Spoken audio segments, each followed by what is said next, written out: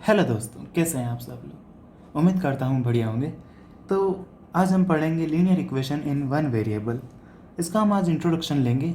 बस ओवरव्यू देखेंगे कि इस चैप्टर में एक्चुअली है क्या और इस चैप्टर का मतलब क्या है।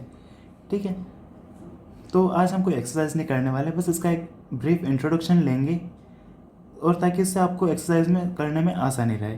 ठीक है, तो यहाँ मैंने कुछ क्वेश्चंस लिखे हैं। टोटल 5 क्वेश्चन है, नीचे भी 2 है, मैं आपको दिखाऊंगा बाद में। पर आपको क्या करना है, पहले मैं आपको इनका मतलब समझाऊंगा, इक्वेशन और एक्सप्रेशन का, और फिर आपको इन क्वेश्चन पे सही टिक करना है। और जिसका आंसर सही होगा उसका नाम मैं अगले वीडियो में डिस्प्ले कर दूंगा। ठीक है, तो इस चैप्टर के नाम का मतलब क्या है वो पहले समझते हैं। तो हमें कहा है linear equation in one variable, लेकिन उससे पहले हम समझ लेते हैं इक्वेशन और एक्सप्रेशन में डिफरेंस क्या है। ठीक है, तो कोई ज़्यादा डिफरेंस नहीं है, बस एक साइन का डिफरेंस आता है। अगर मैं लिखूँ यहाँ x+2, तो ये एक इक्वेशन है या एक्सप्रेशन। अगर आपका आंसर इक्वेशन है तो आप गलत हैं, क्योंकि ये एक एक्सप्रेशन है। और इक्वेशन क्या होगी, तो अगर x+2 = 0, यहाँ जो इज इक्वल टू का साइन आ रहा है वो मैटर करता है। ये जैसे इज इक्वल टू का साइन जहाँ आ जाए वो एक इक्वेशन हो जाती है। और इसका मतलब ये नहीं है कि आगे ज़ीरो लगाए तो इक्वेशन हो गई, नहीं। अगर ये भी होता है x+2 = 1, x+2 = 5, कुछ भी हो तो भी ये एक इक्वेशन ही होगा। लेकिन एक्सप्रेशन में ऐसा कंडीशन नहीं है। एक्सप्रेशन का मतलब होता है x+2 या x+3, कुछ भी एक जिसमें इज इक्वल टू का साइन नहीं आए वो एक एक्सप्रेशन हो जाता है। ठीक है, तो एक नॉर्मल एक्सप्रेशन ये भी होता है 1 2 3, ये सारी भी एक एक्सप्रेशन ही है। बस यहाँ x है और x की कोई वैल्यू होती है तो वो एक बार में, मतलब जैसे मान लीजिए x की वैल्यू 1 है तो x+2 3 हो जाएगा, तो वो एक एक्सप्रेशन ही बन गई ना, इसलिए। और ये एक इक्वेशन है क्योंकि इसमें इज इक्वल टू का साइन आ रहा है। तो अब आपको बताना है इन दोनों क्वेश्चन का आंसर, पहले और दूसरे क्वेश्चन का। सो पहला क्वेश्चन है x+3 इज़ वॉट, इक्वेशन है या एक्सप्रेशन है। तो मैंने अभी आपको कंसेप्ट समझा दिया, अब आप इसका आंसर टिक करिए। और अगर आपको आता है तो कमेंट बॉक्स में जाके पहले लिख लीजिए, जिसका आंसर सबसे पहले आएगा उसका नाम अगले वीडियो में डिस्प्ले होगा। ठीक है, तो आपको मैं 5 सेकंड देता हूँ, आप करिए।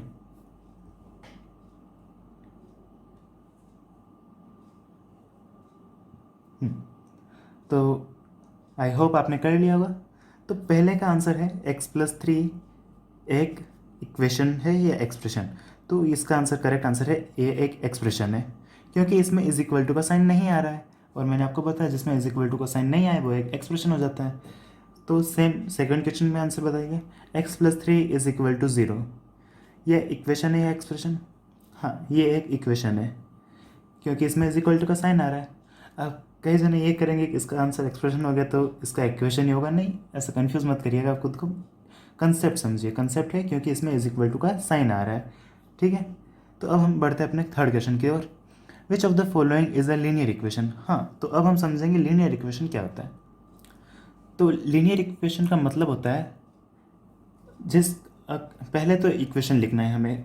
ठीक है, x+3 = 1, x² + 5 = 2, x³ + 7 = 0, x⁴ + 9 = 0।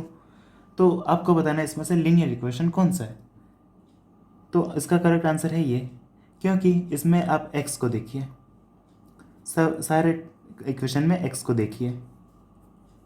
इसमें x की पावर कितनी, अच्छा पावर क्या होता है किसी के, यहाँ देखिए x की यहाँ ऊपर जो लिखा जाता है इसे पावर कहते हैं, ऊपर चढ़ा दिया जाता है एक तरह से बोलिए। तो ये यहाँ x की पावर 1 है।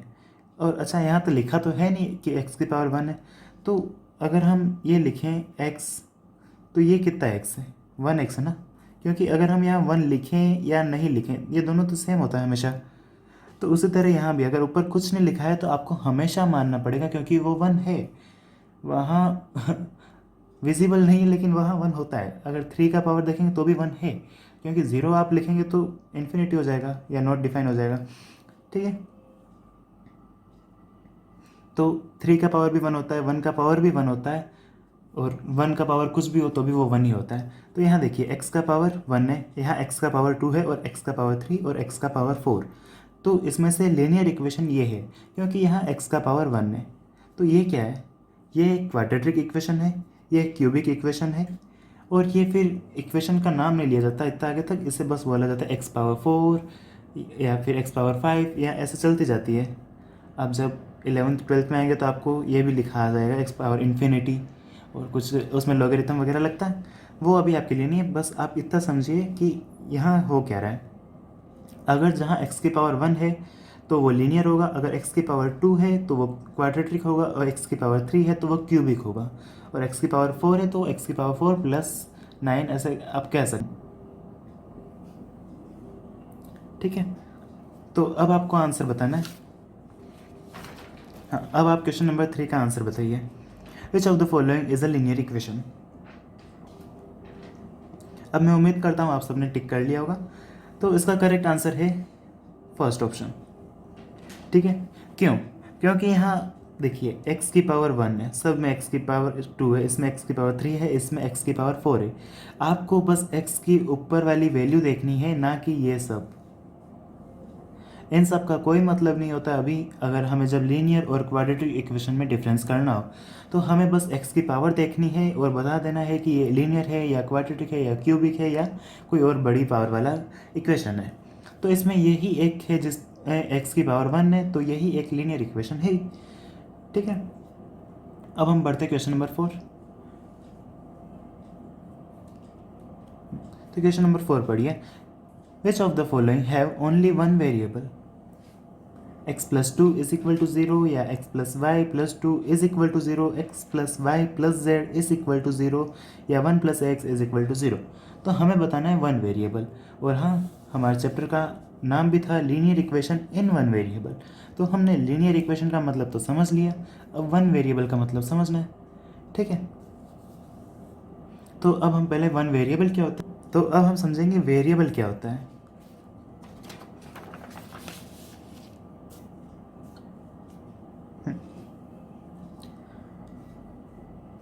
तो मैं आपके सामने पहले कुछ इक्वेशन लिख लेता हूँ, फिर आपको बताता हूँ। ठीक है, x plus 1 is equal to 0, x plus y plus 1 is equal to 0, x plus y plus z is equal to 0, या a plus b plus c plus d is equal to 0। तो इसमें आपको बताना है कि कौन सी इक्वेशन में वन वेरिएबल है, ओनली वन वेरिएबल। तो वेरिएबल का मतलब वो होता है जो वैल्यू हमें अभी पता नहीं है। आपको पता है वन क्या होता है, मतलब वन वन ही होता है, पर आपको पता है एक्स क्या होगा। एक्स कुछ भी हो सकता है, 1 हो सकता है, 2 हो सकता है, 3 हो सकता है, इन्फिनिटी तक कुछ भी नंबर हो सकता है, 0 भी हो सकता है, -1 हो सकता है, कुछ भी हो सकता है एक्स। तो वो एक वेरी कर रहा है ना कि कौन क्या होगा, कुछ पता नहीं है, तो ये एक वेरिएबल होता है। ठीक है, एक्स माइनस में भी हो सकता है। ठीक है, तो ये यहाँ एक वेरिएबल है। लेकिन दूसरी क्वेश्चन में देखें हम, तो x प्लस वाई, तो यहाँ तो दो वेरिएबल हो गए ना। आपको वन को नहीं देखना है, वन एक टर्म है, वो वेरिएबल नहीं है। तो ये यहाँ x और y दो हैं, तो ये दोनों एक अलग अलग वेरिएबल है। x कुछ भी हो सकता है और y भी कुछ भी हो सकता है। y 1 2 आई मीन कोई भी नंबर हो सकता है, माइनस में भी हो सकता है, वो प्लस में भी हो सकता है, वो कुछ भी हो सकता है। हाँ, मतलब नंबर ही हो सकता है, कुछ भी क्या। और x भी सेम। तो इसमें कितने वेरिएबल हो गए, 1। इसमें कितने हो गए, 2। इसमें कितने हो गए, 3, क्योंकि x plus y plus z. ठीक है, तो इसमें 3 वेरिएबल हो गए। करेक्ट। अब यहाँ a plus b plus c plus d is equal to 0, तो यहाँ 4 वेरिएबल हो गए, क्योंकि a कुछ भी हो सकता है, b भी कुछ हो सकता है, c d कोई भी नंबर हो सकता है, या कोई भी टर्म हो सकता है, 1 2 3 या -1 2 3 में कुछ भी। ठीक है, पर आपको यहाँ ध्यान रखना है कि यहाँ जब आपको कोई प्रॉपर नंबर नहीं दिया है, वो जैसे यहाँ मैं अगर लिख लूँ इसे काट के, यहाँ +1 इज इक्वल टू 0। ठीक है, तो यहाँ क्या हो गया, क्या 5 वेरिएबल है? नहीं, क्योंकि यहाँ एक टर्म है, हमें वेरिएबल ये जो टर्म हमें नहीं पता वो एक वेरिएबल होता है। अब यहाँ ABCD हो, XYZ हो, MNO हो, कुछ भी हो सकता है, वो मैटर नहीं करता, बस हमें अननोन नंबर होता है, उसे हम वेरिएबल कहते हैं। ठीक है, तो अब हम क्वेश्चन पे पढ़ते हैं।